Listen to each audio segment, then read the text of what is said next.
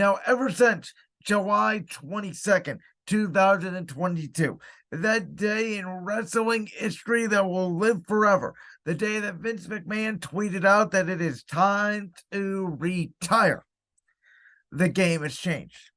And we have followed along this news and this cycle of professional wrestling over the last 8 months, 9 months now, that I will never ever forget in my time as a wrestling fan. It is the most wild, out of this world time to be a wrestling fan. Of course, on that night, Vince McMahon's son-in-law, Paul Triple H Levesque, took over as WWE's chief content creator. Stephanie McMahon, Vince McMahon's daughter, alongside Nick Khan, stepped in as co-CEOs of the company. And it truly felt like we were ushering in a new era of WWE. And then over the course of 6 months, premium live events such as SummerSlam, Clash of the Castle, Extreme Rules, Survivor Series War Games all took place, and fans were talking about the renaissance and the boom of the WWE product as AEW was falling and as WWE was regaining momentum. A lot of superstars were coming back. Morale was up. TV was entertaining. Ratings were up. Everything was looking good, and the WWE was as white hot as it has been in a long, long time.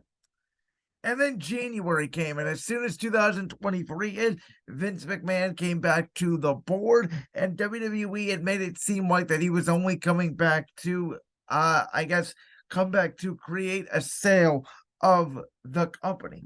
And of course, that sale ended up going to Endeavor, which also controls UFC. And UFC and WWE are going to merge to become one $21.4 billion company. If you followed this podcast ever since Vince McMahon's resignation, and if you follow this podcast for years, really, you know how much a fan I am of WWE. You know I don't watch a ton of AEW, Ring of Honor, TNA. You know I'm very much a casual WWE, if you will, die-hard fan. Go ahead and coin me all you want, but I really only watch Monday Night Raw, Friday Night SmackDown, and the premium live events. I don't even watch NXT.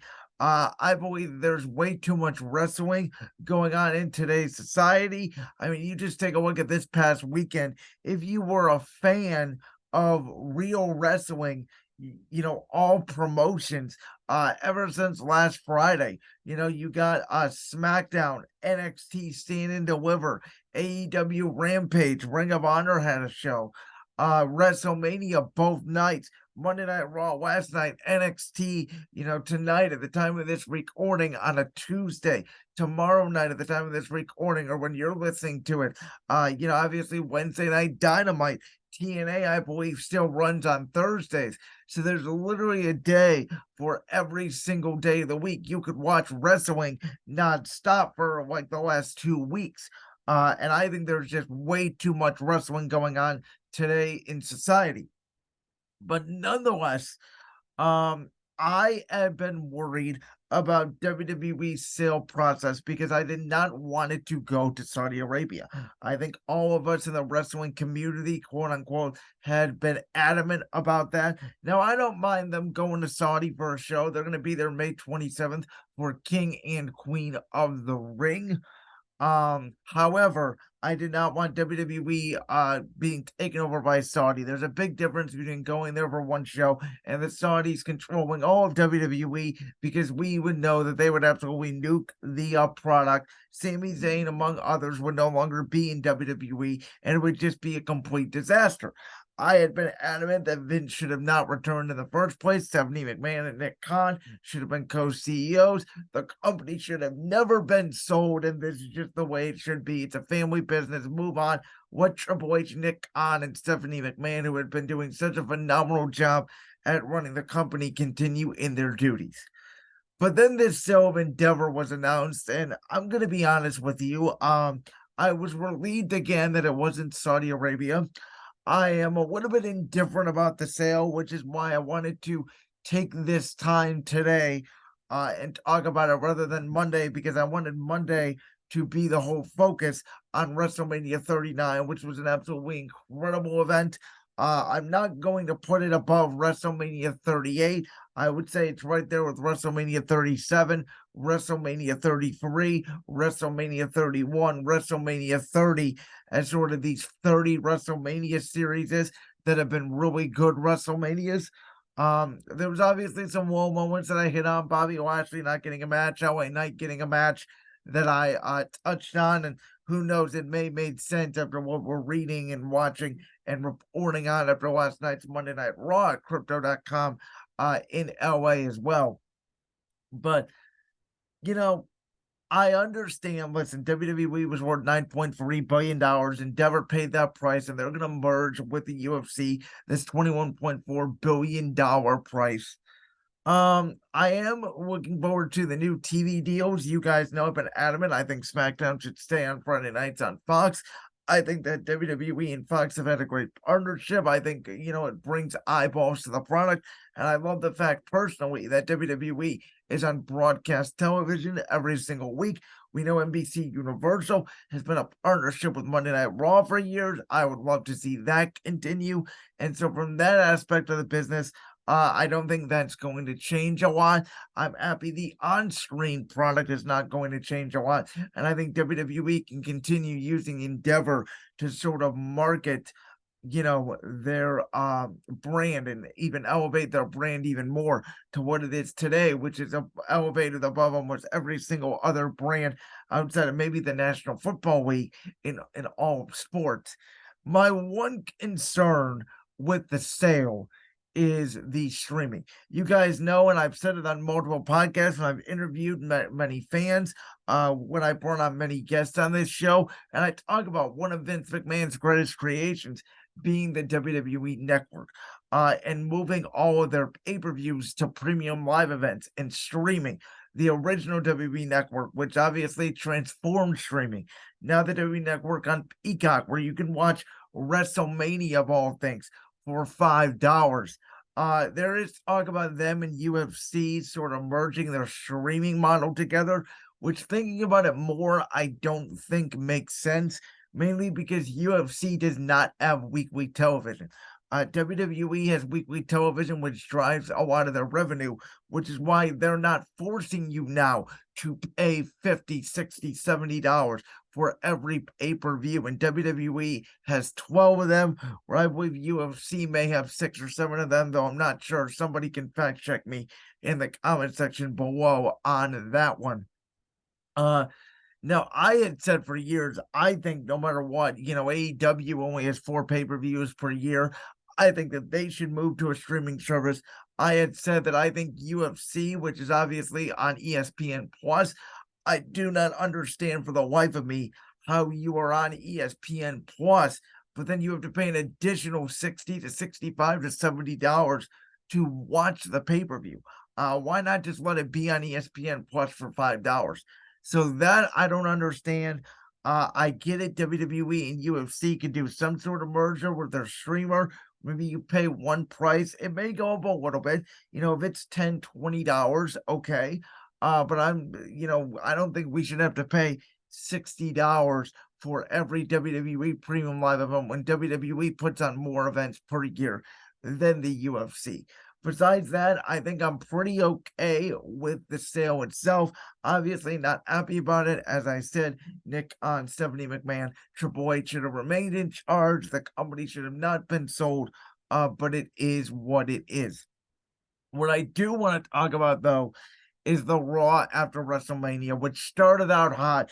Obviously, Triple H coming out to begin the show, talking about the fact that WWE is never going to go away. I thought it was a great rah-rah speech for the crowd. In comes Roman Reigns. They do the whole segment with Roman Reigns, Solo Sikoa, Cody Rhodes looking for a tag team partner. Brock Lesnar came out, and it looked like we were going to get a massive main event between Cody Rhodes and Brock Lesnar versus Roman Reigns and Solo Sikoa, which we did not get. We'll talk about that in a moment. But then the show, for the most part, I thought was okay at best. If you like some of the stars, Kevin Owens and Sami Zayn, Bianca Belair and Rhea Ripley, even almost squashing an opponent. I did not mind. But there was a lot of weird stuff. Bailey not coming out with Dakota Kai and Io Sky. No mention of Ronda Rousey and Shayna Baszler winning the women's Fatal 4-Way Showcase. Becky Lynch not being on the show. Seth Rollins just standing in the ring for 5 minutes, doing absolutely nothing besides hearing the crowd sing his song. That was all reportedly immediately directed by one Vincent Kennedy McMahon, who was reported that when Triple H got back to the back after cutting his opening promo was not on headset. It was indeed Vince, and Vince was running the show last night. And I don't like it. I don't like it at all. I have been adamant, and I said this when Vince retired. Mr. McMahon, the character, and Vince himself has elevated WWE, and no one will deny that. He's created some of the best characters in the history of the business, including his own Mr. McMahon heel character, which may be the best heel of all time. Got characters like Undertaker, Hulk Hogan, Stone Cold, The Rock, John Cena, you name it. They were all created by one Vincent Kennedy McMahon. But you could see the shift between Vince's creative and Triple H's creative. You could see the language. You could see the superstars. You could see everything that was happening under Triple H, right? The show was more well-paced. There were just subtle differences. I'm not saying Triple H was batting 1,000, as I've seen a lot of people coin the phrase over the past week. He's at its and misses, but he was certainly creating life, as I mentioned earlier, into the WWE product.